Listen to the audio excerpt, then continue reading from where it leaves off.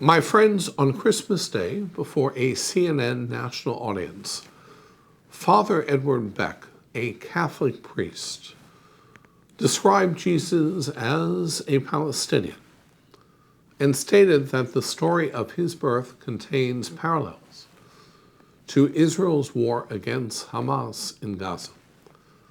According to Beck, the story of Christmas was that of a Palestinian Jew born into an occupied country whose mother and father, Mary and Joseph, were forced to flee to Egypt as refugees. Jesus, a Palestinian? It's absurd, inaccurate, and deceitful. Jesus would never have encountered the term Palestine in his lifetime. Palestine simply did not exist. And according to early Christian sources, Jesus, a proud Jew, lived in his indigenous homeland of Judea and Galilee. And like other Jewish boys, he was circumcised on the 8th day. He grew up in a Jewish family, had a Jewish name, attended synagogue. He prayed in the Holy Temple in Jerusalem, observed Jewish rituals and festivals. In fact, his last meal was the Passover Seder. Jesus, a Palestinian, is nothing more than an invitation for Christians to support Palestinian propaganda designed to erase Jewish history and the Jewish people's claim to the land of Israel. Jesus, a Palestinian, is not based on historical facts. It only seeks to formulate a specific narrative identifying with the raging conflict in Gaza.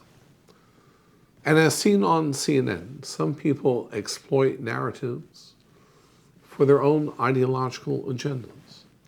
Others see facts and take away from the facts not truth, but lies.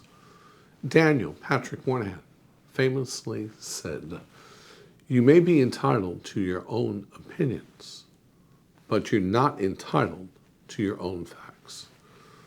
We live in a world where truth no longer exists. We live in a world that promotes lies and celebrates liars. The prophet Jeremiah declares that God is truth. The Talmud, Tractate Shabbat, states, truth is the seal of God. The Hebrew word for truth, emet, consists of an aleph, the first letter of the Hebrew alphabet, the mem, the alphabet's middle letter, and taf, the last letter of the Hebrew alphabet, suggesting that the truth is all-encompassing and all-inclusive. And finally, we complete at the conclusion of this Shabbat's Torah portion, Parashat Vayechi, Bereshit, the book of Genesis.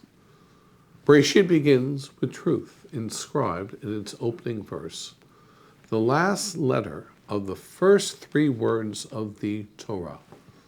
Bereshit, a taf, bara, an aleph, Elohim, a mem.